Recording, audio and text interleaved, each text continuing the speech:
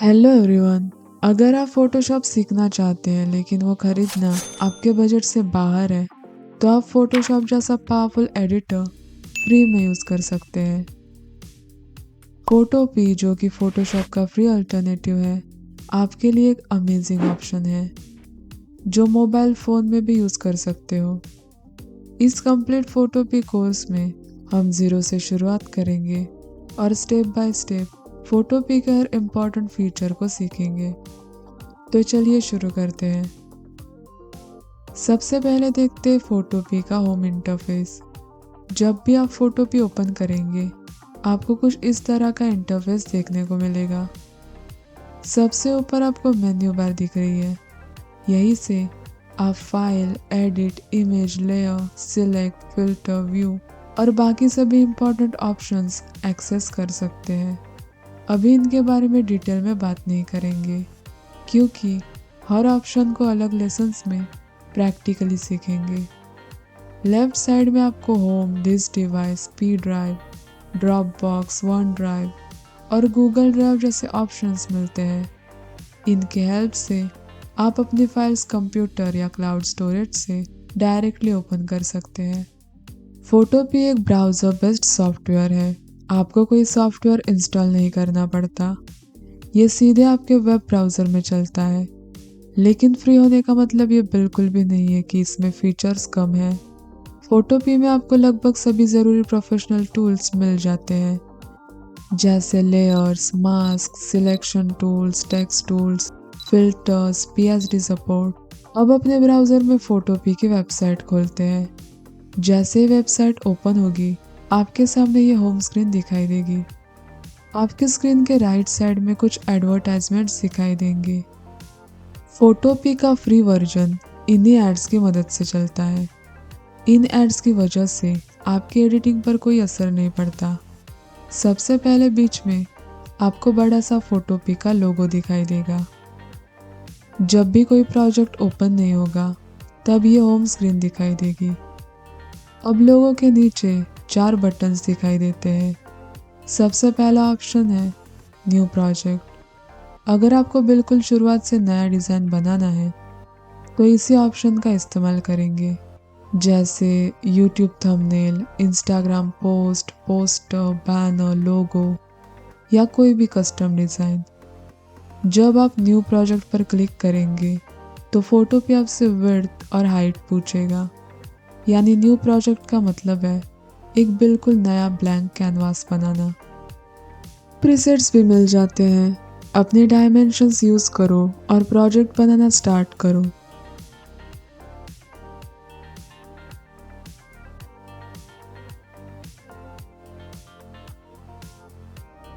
इसके बाद आता है ओपन फ्रॉम कंप्यूटर। अगर आपके कंप्यूटर या लैपटॉप में पहले से कोई इमेज या डिज़ाइन मौजूद है, तो उसे एडिट करने के लिए यही ऑप्शन इस्तेमाल होगा। For example, photo, PNG image, thumbnail, PSD file. बस इस बटन पर क्लिक करो, अपनी फाइल सिलेक्ट करो और फोटोपी उसे एडिटिंग के लिए खोल देगा। अब तीसरा ऑप्शन है टेम्पलेट्स। यहाँ आप रेडीमेड टेम्पलेट्स का इस्तेमाल कर सकते हैं। बस टेम्पलेट चुनो, अपना टेक्स्ट बदलो, अपनी इमेजेस लगाओ और कुछ ही मिनटों में एक प्रोफेशनल डिज़ाइन तैयार। बिगिनर्स के लिए बहुत यूज़फुल फीचर है।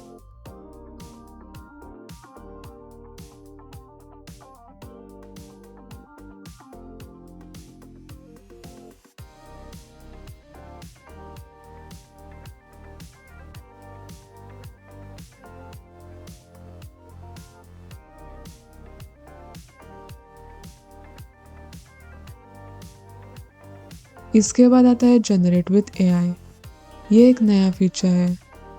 इसकी मदद से आप एआई का उपयोग करके इमेजेस जनरेट कर सकते हैं। यहाँ पर नेम चेंज करके देखते हैं।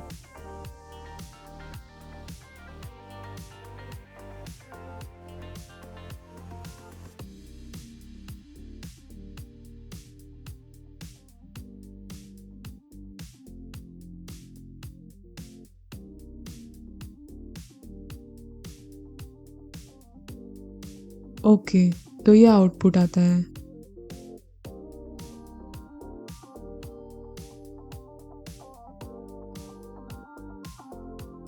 बटन्स के नीचे आपको एक बड़ा बॉक्स दिखाई देगा जिस पर लिखा होता है drop any files here.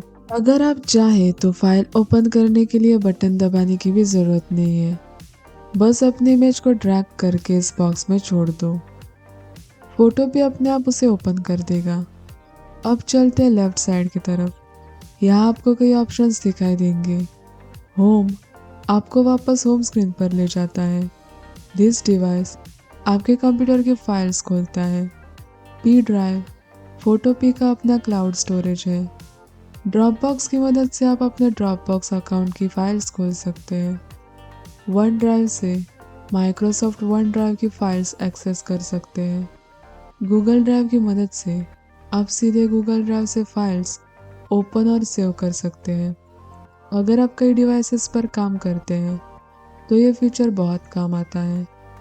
Pick any file अलग अलग सोर्सेज से फाइल चुनने का आसान तरीका। अब सबसे ऊपर मेन्यू बार दिखाई दे रही होगी। यहीं पर फोटो पी के लगभग सभी कमांड्स मिलते हैं। फाइल में न्यू प्रोजेक्ट, ओपन, सेव और एक्सपोर्ट जैसी चीज़ें। एडिट ऑप्शन में अनडू, रीडू, कॉपी और पेस्ट। इमेज में इमेज साइज, कैनवास साइज और एडजस्टमेंट्स। लेयर में नई लेयर बनाना, डुप्लीकेट करना और मर्ज करना। सिलेक्ट में इमेज के किसी हिस्से को सिलेक्ट करने के लिए। फिल्टर, ब्लर, शार्पन और कई दूसरे इफेक्ट्स। व्यू में जूम, रूलर्स और गाइड्स। विंडो अगर कोई पैनल गायब हो जाए तो उसे यहाँ से वापस ला सकते हैं। मोर बाकी एडवांस्ड फीचर्स। इन सभी मेन्यूज़ को हम आने वाले लेसन्स में डिटेल में सीखेंगे। अकाउंट में आप फ्री या अगर आपको पेड वर्जन लेना हो तो वो आप ले सकते हो। अब सबसे नीचे नज़र डालिए, यहाँ अलग अलग फाइल फॉर्मेट्स दिखाई देते हैं। फोटो भी कई प्रोफेशनल फाइल टाइप्स को सपोर्ट करता है, जैसे PSD यानी फोटोशॉप की file, adobe Illustrator, adobe XD, Figma files, sketch files, PDF, raw और इसके अलावा JPG, PNG, GIF, SVG। इसलिए इतने सारे डिज़ाइनर्स फोटोपी का इस्तेमाल करते हैं। अभी प्रोजेक्ट क्रिएट करते हैं। यहाँ हम YouTube थंबनेल चूज़ करेंगे। आप चाहो तो फाइल नेम रख सकते हो।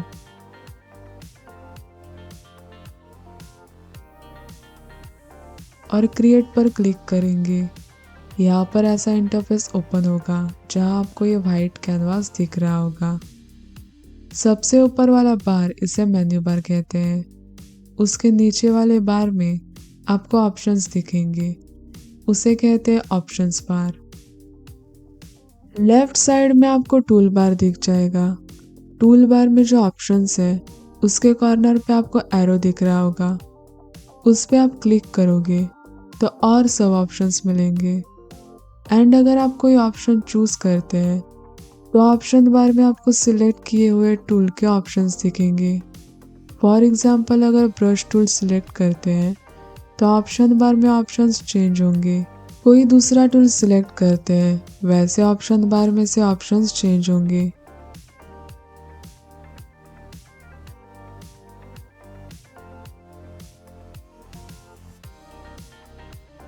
एंड राइट साइड में कंट्रोल पैनल है। यहाँ पे पैनल्स दिखेंगे, जैसे नीचे लेयर्स दिख रहे होंगे, यह है layers panel. Property panel, character panel, paragraph panel. अब कोई पैनल गलती से क्लोज हो जाए या गायब हो जाए तो आप विंडो पे जाओगे। अब लेयर्स पैनल क्लोज हो गया तो हम उस पर क्लिक करेंगे।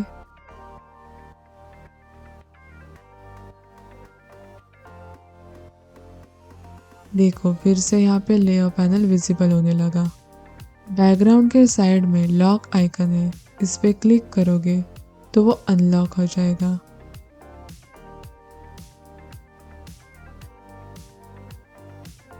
एंड यहाँ लॉक आइकन पे क्लिक करोगे तो वो फिर से लॉक हो जाएगा। लॉक का मतलब बेसिकली जो भी लेयर लॉक है उससे आप एडिट नहीं कर पाओगे। ये वाइट कैनवास है, यहाँ पर हम डिज़ाइन क्रिएट करेंगे, मतलब सारा काम इस पर होगा। इसे कहेंगे वर्क स्पेस। इस कैनवास पे यानी जो वाइट स्पेस है उस पर हम कुछ ड्रॉ करेंगे। पहले लेयर सिलेक्ट करेंगे, फिर ब्रश टूल सिलेक्ट करेंगे। ब्रश के लिए बी शॉर्टकट है जो ब्रश के साइड में लिखा है। फिर कलर चूज करेंगे, सिंपली क्लिक करेंगे एंड ब्लू कलर चूज करेंगे एंड ओके क्लिक करेंगे। अब जो ब्लू कलर है वो है फोरग्राउंड कलर एंड नीचे जो कलर है वो होगा बैकग्राउंड कलर। 2 एरोस का सिंबल है, उस पर क्लिक करके कलर स्विच कर सकते हो या फिर एक्स शॉर्टकट यूज कर सकते हो कलर स्विच करने के लिए। Now let's try to draw photo with symbol. अच्छा, अगर कुछ एक्शन अंडू करनी हो तो Ctrl+Z ये शॉर्टकट याद रखो क्योंकि ये बहुत काम आने वाला है। डिज़ाइन करते वक्त अगर गलतियाँ हो जाए तो Ctrl+Z प्रेस करो, पहले एक्शन वापस हो जाएगी। यहाँ हम जो भी एक्शंस परफॉर्म कर रहे हैं उसकी हिस्ट्री आपको हिस्ट्री टैब में दिखेगी। नेक्स्ट लेसन में हम सीखेंगे टूल बार पैनल। अगर आपने चैनल को सब्सक्राइब नहीं किया है तो सब्सक्राइब करो और बेल आइकन प्रेस करना मत भूलना ताकि आपको वीडियो अपलोड की नोटिफिकेशंस मिलती रहे। प्रैक्टिस करते रहो। Happy designing.